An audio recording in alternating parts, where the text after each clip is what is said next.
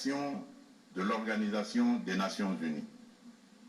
Ceci requiert plus de détermination et d'engagement de tous face à toute menace contre la paix et la sécurité dans le monde. Les peuples africains ne comprennent pas souvent l'attitude équivoque, la politique de 2 poids, 2 mesures, les ambiguïtés et atermoiements de notre organisation, plus particulièrement de son Conseil de sécurité, dans certaines crises politiques et sécuritaires qui sévissent en Afrique, parfois depuis plusieurs décennies. C'est le cas notamment de la crise oubliée du Sahara occidental qui déchire depuis plusieurs décennies. C'est aussi le cas de celui du Mozambique, victime d'attaques terroristes meurtrières depuis environ une décennie dans la province de Cabo Delgado. C'est la situation en Afrique de l'Ouest, dans la région sahélo-saharienne, où les troupes des Nations Unies se retirent, laissant derrière elles le souvenir de l'inachevé, alors qu'elles incarnaient tous les espoirs de libération des peuples des pays concernés des griffes du djihadisme. La République du Soudan n'en fait pas exception. Elle s'enlise dans une guerre civile meurtrière, opposant depuis l'année dernière les militaires fidèles au président Abdel Fattah al-Burhan aux forces paramilitaires de soutien rapide qui sont sous le commandement du général Mohamed Hamdai Dagalo. Cette guerre a déjà causé beaucoup de morts et d'importants dégâts matériels. La communauté internationale est quasiment indifférente à la tragédie soudanaise. C'est ici le lieu d'aborder une question d'une importance capitale pour la République démocratique du Congo et pour la consolidation de la paix dans notre région. Il s'agit du retrait de la mission de l'Organisation des Nations Unies pour la stabilisation en République démocratique du Congo, la MONUSCO en sigle, de notre territoire. Après plus de 2 décennies de présence, il est temps pour notre pays de prendre pleinement son destin en main et de devenir le principal acteur de sa propre stabilité. Nous sommes reconnaissants envers la communauté internationale et les Nations Unies pour leur soutien et leur partenariat, mais nous sommes également conscients que le retrait progressif de la MONUSCO est une étape nécessaire pour consolider le progrès que nous avons déjà réalisé. Cependant, il est à déplorer que les missions de maintien de la paix déployées sous une forme ou sous une autre depuis 25 ans en République démocratique du Congo n'aient pas réussi à faire face aux rébellions et conflits armés qui déchirent ce pays et la région des Grands Lacs, ni à protéger les populations civiles. Aussi, le projet de retrait échelonné, responsable et durable de la MONUSCO,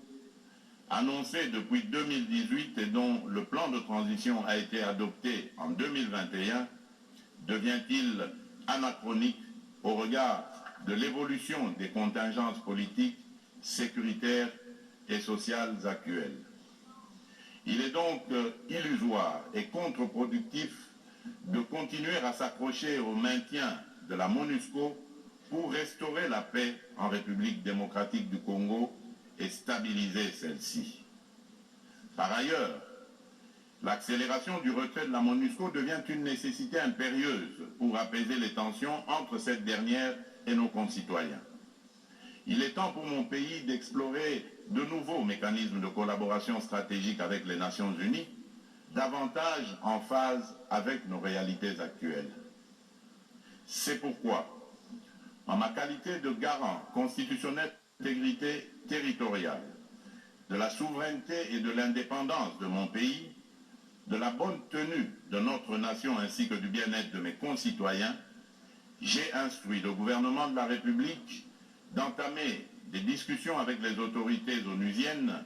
pour un retrait accéléré de la MONUSCO de la République démocratique du Congo, en ramenant le début de ce retrait progressif de décembre 2024 à décembre 2023. Quel est le sens de la démarche actuelle de notre gouvernement qui a adressé un courrier au président du Conseil de sécurité des Nations Unies en date du 1er septembre 2023 sollicitant l'accélération du retrait de la MONUSCO. En sus du retrait accéléré de la MONUSCO, la République démocratique du Congo réitère sa demande au Conseil de sécurité de l'ONU de sanctionner toute personne physique et morale reconnue comme auteur, co-auteur et complice, matériel et intellectuel des crimes de guerre et contre l'humanité, ainsi que des violations graves des droits de l'homme, du droit international et de la Charte des Nations Unies sur le territoire congolais. Il est injuste et inadmissible que des personnes citées comme responsables des crimes graves, susmentionnés dans les différents rapports des experts de l'ONU elle-même sur la situation sécuritaire en République démocratique du Congo, restent impunis dans le silence total de notre organisation et de ses membres qui placent pourtant la lutte contre l'impunité parmi leurs priorités en matière de gouvernance interne et externe. À ce sujet, le gouvernement de la République démocratique du Congo salue chaleureusement les sanctions que vient d'infliger le gouvernement des États-Unis d'Amérique au Rwanda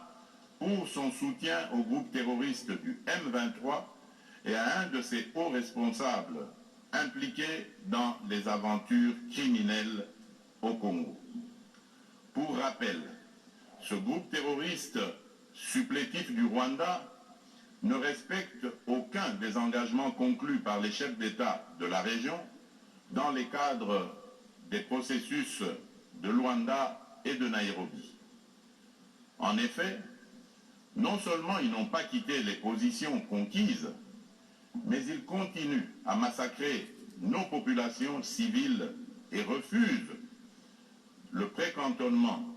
et le cantonnement, exigeant un dialogue qui ne leur sera jamais accordé. La République démocratique du Congo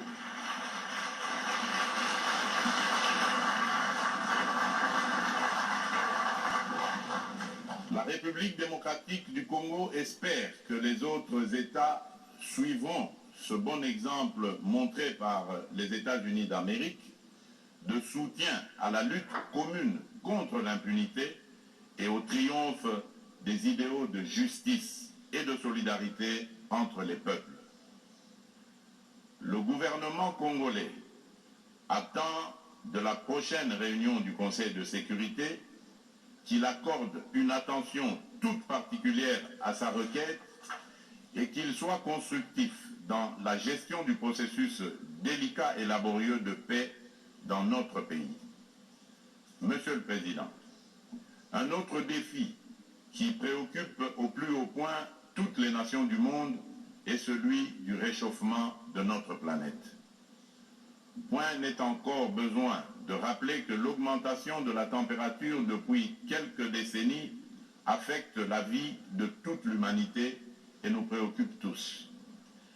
Cependant, force est de relever qu'en dépit des proclamations de foi des pollueurs en faveur de l'arrêt de l'émission des gaz à effet de serre, de multitudes de forats organisés à travers le monde pour combattre ce fléau, dont les 27 COP, conférence des pays membres de la Convention de l'ONU pour la lutte contre les changements climatiques, et de multiples résolutions et recommandations adoptées à ces différentes instances, le réchauffement de la planète est loin de se maintenir à 1,5 degré Celsius. Bien au contraire, à la COP 27 tenue à Sharm el-Sheikh, en Égypte, cette année, des inquiétudes se sont manifestées sur une tendance à la hausse de cette température. Ce constat peu rassurant appelle sans doute à la revisitation de nos approches et des politiques adoptées. Dans ce cadre, Le sommet africain sur le climat qui vient de se tenir à Nairobi au Kenya, sous la direction conjointe de l'Union africaine et de la République du Kenya, du 4 au 7 septembre dernier,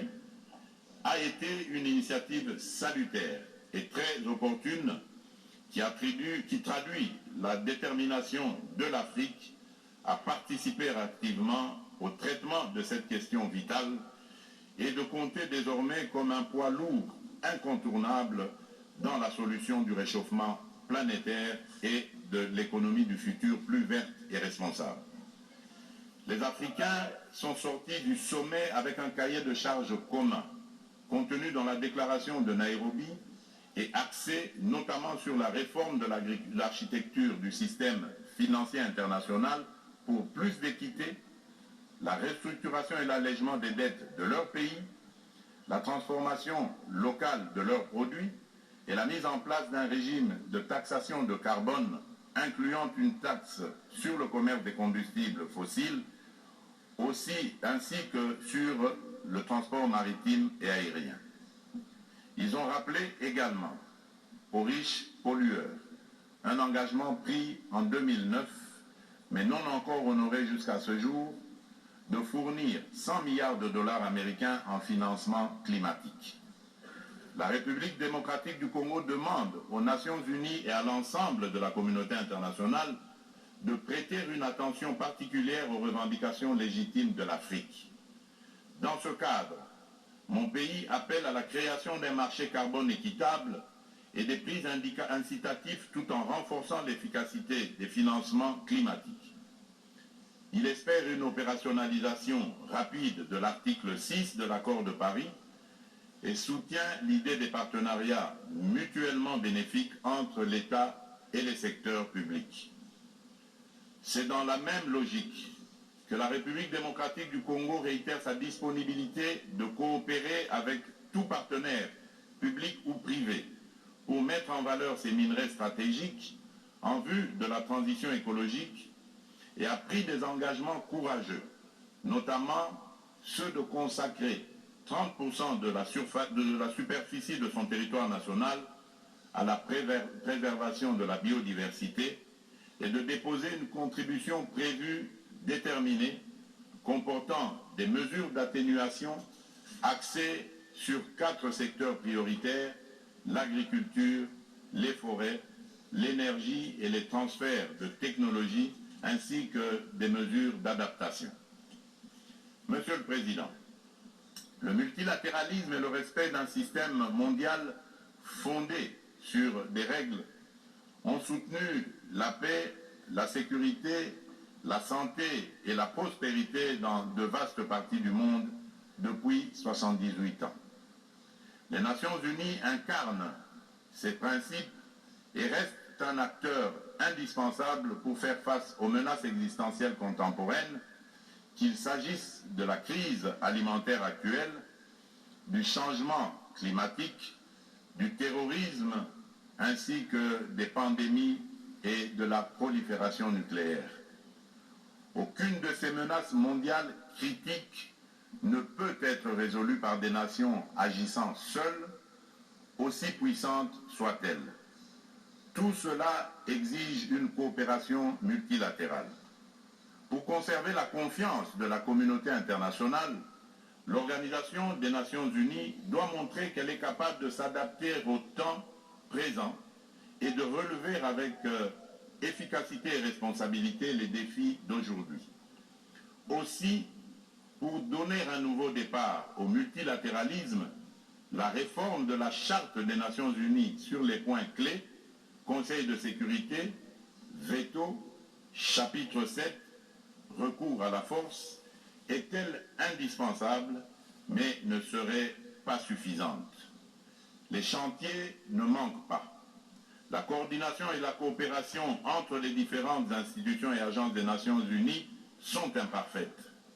Des problèmes globaux sont abordés plusieurs fois dans différentes enceintes.